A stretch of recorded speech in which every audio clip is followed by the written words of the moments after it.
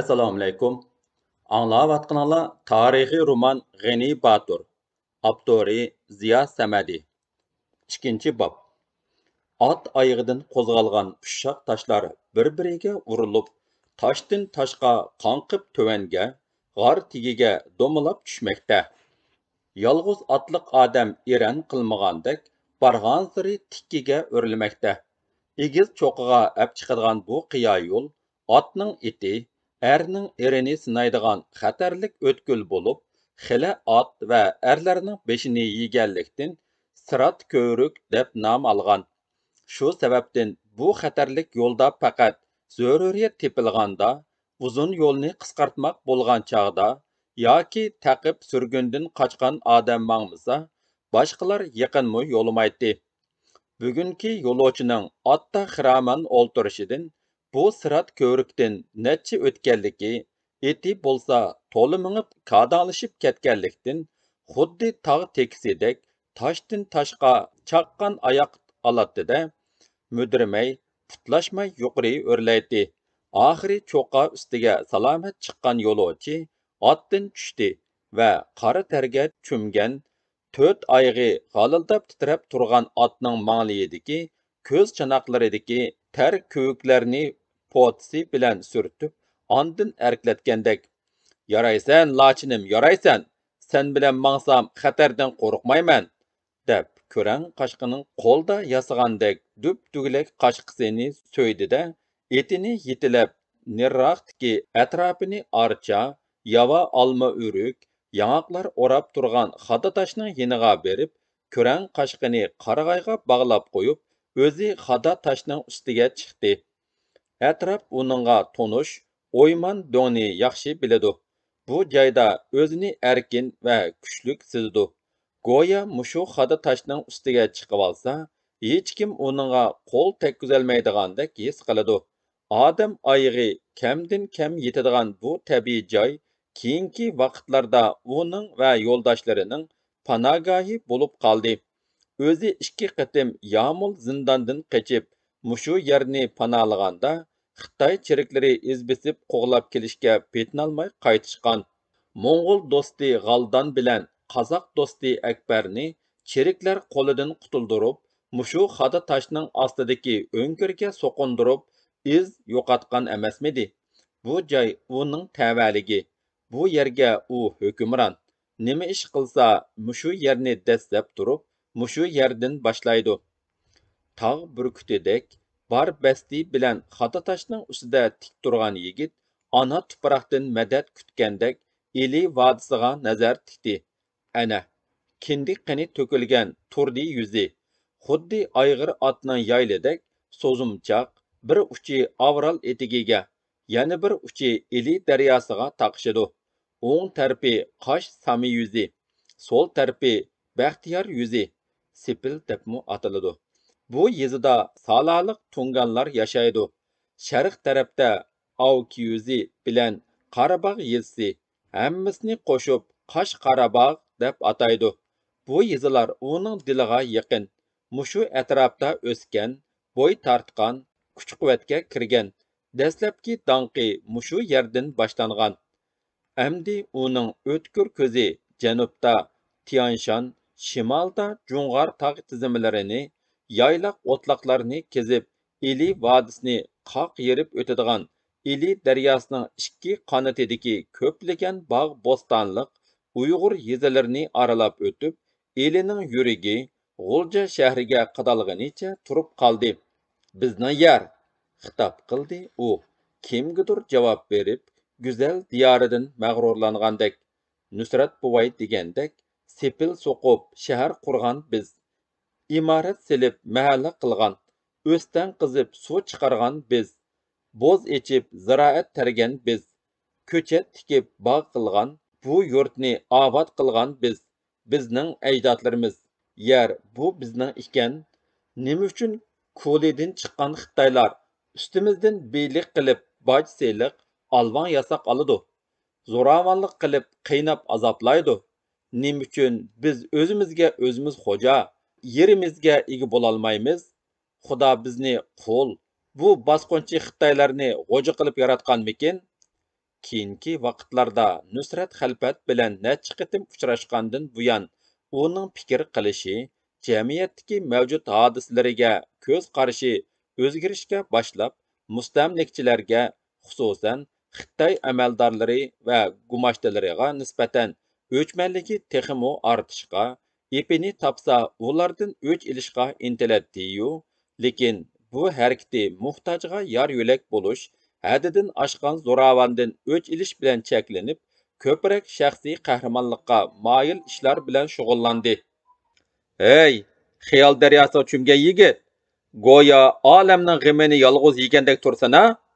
G'ini lappida kayniga, ovoz chiqqan tarafga burilib qaradi. Nirroqda, yapiliq toshning ustida do'sti Muhammadjon odatdagidek kulimsirab turibdi. Sen siyoqi ahmoqlarning g'imini man qilmasam, ashundoq o'shu tozdek hijiyib yurganing yurgan. Senlar yeb qacha, yo'l bo'shtishdan boshqani bilmaysizlar.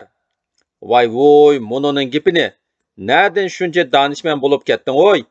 Nusrat kalt quyruqqa qatnagandan buyon tiling o'tkirilishib qoldi. Muhammadjon shunda qattiq kuldiki, bog'liqdagi ko'ran qashqa kulkiga ahangdosh bo'lgandek kishnivatdi va ikki ovozning toshqa urilgan aks sadosida tog' ichi jaranglab, tog' parrandalari urkib osmonga ko'tarildi. Do'stini o'ngkirning ichiga boshlab kirgan Muhammadjon, qaysini xohlasang shuning o'ltar.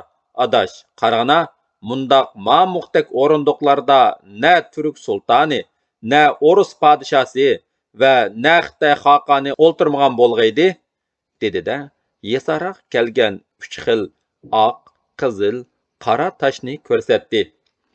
Muno iqi kichikroq ekan, tayinliq turk sultoniga atab qo'ysang kerak.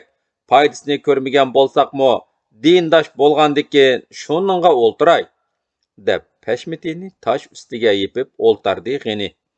Sen salma boshdan kuchingmi, tilingmi, detingmi boru, biroq omating ko'taroq.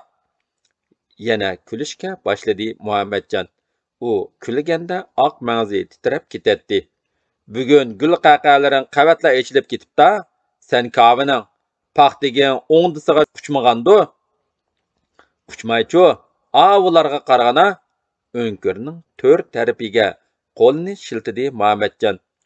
O'zing otdingmi? Ishonmagandek so'radi G'ini.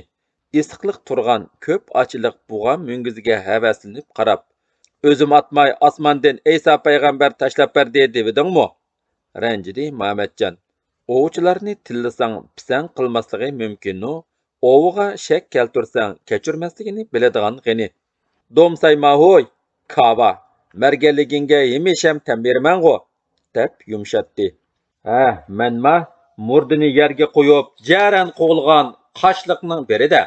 Nimishga margan atalmay? Bu qatim ikki do'st tang kulishdi. Xushchiray o'zidan kulka iznasi o'chmaydigan Muhammadjon ota kasbi tomchilik bo'lsa-mu, keyingi yillarda ovchilikqa havas qilib, ko'proq vaqti tog' va to'qaylarda o'tadi. Shu sababdan bo'lsa kerak, Muhammadjonning qishliq uyi Sami yuzi, yozliq uyi O'ngkir deyishadi. G'ini bilan do'st bo'lishdagi bosh sabab uning ovchi marganligi bo'ldi. Rastla, dedi-da, o'rnidan chachrab turdi Muhammadjon va O'ngkirning oldidagi uyul toshdan itilib tushayotgan suvga chilab qo'ygan qalmoq to'rsug'ini oldi. Yurakni yashartib, umrini uzartadigan bir narsa qo'yib berayki, ikki dunyo akang qarg'ayga rahmat o'qiysan. Qalmoq bo'lsimi? Ichganda bilsan.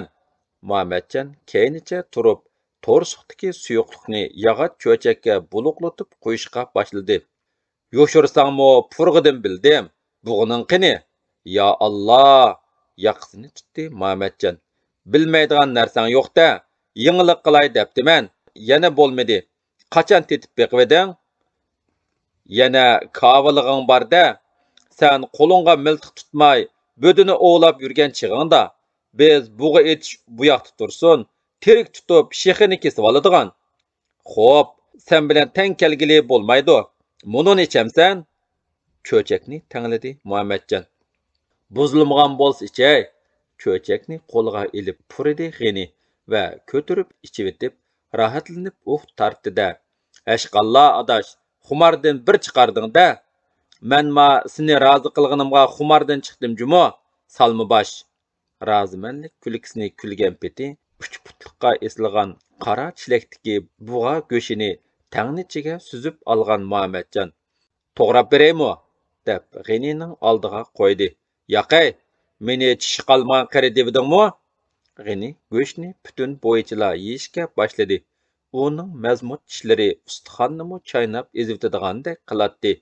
Yo'lvas, ba'ayni yo'lvas, deb pichirladi do'stidan zo'qlangan Muhammadjon.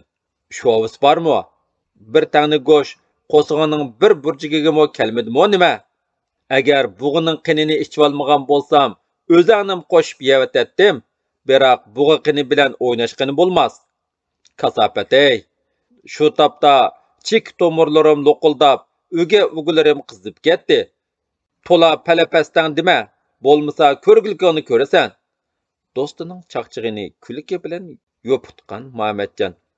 Amdi maqsadingni ayt. Sen bekorga sirat ko'vrikdan o'tib kelmading. Biror chatoq-patoq.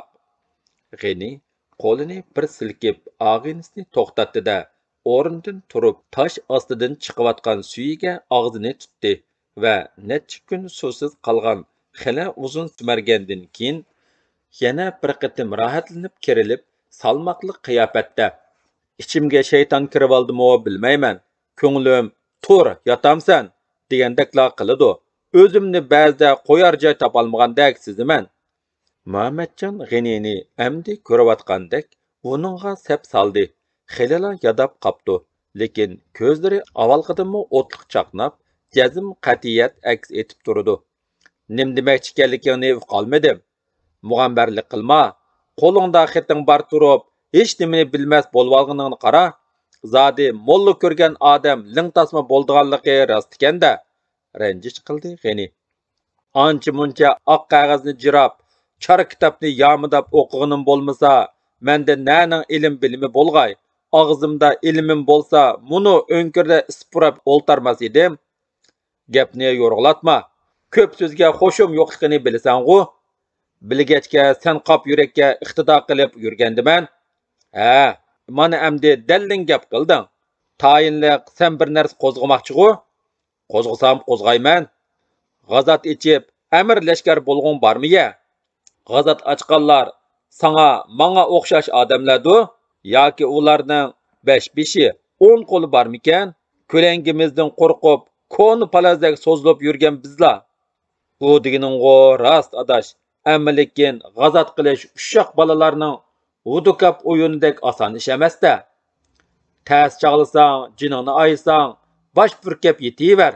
Xitoylar qilg'uluqni qilaversin.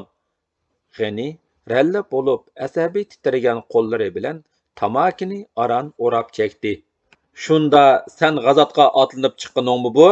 Yo'ling bo'lsin. Kulmak bo'lib G'inidan tap tortib, og'zini turib oldi Muhammadjon. Bu yerda qo'zg'ala olmadik. Amdi qumul qo'zg'alanchilarga berib qo'shilmoqchiman. Ra'ying bo'lsa, menga qo'shil. 2 yilning oldida bu maslahatni qilsang yaxshi bo'ladi. Shu vaqtimi sengo kayniga so'zgan. O'nggacha men so'linib qoldim. So'qish to'xtabdi-dek. G'oji Niyoz hojim Xitoylar bilan kelishim tuzibdi-dek deganlar bor. Amdi berib quyruqqa ilashganning nima hojati? Astag'firulloh. Jili bo'lgan G'ini o'rnidan turib, g'azab kuchida o'zi o'ltargan oq yesa toshni yulib qo'zg'ab, o'nkirning teshiga tashlavatdi. Nusrat Xalpat bilan maslahat qilib ko'rayli. Tajribali qeri aqlini aytar, dedi do'stining has bo'layotganligini sezib Muhammadjon. Eting nada? Ta'tur qarab turib so'radi G'ini. Archilikda, naga bormas? Yo'lga chiqqanni bilasan. Muhammadjon odati bo'yicha peshonasini silab qo'ydi-da, boshqa so'z qilmay o'rnidan turdi va etini egarladi. Do'ng ustida 2 otliq paydo bo'ldi.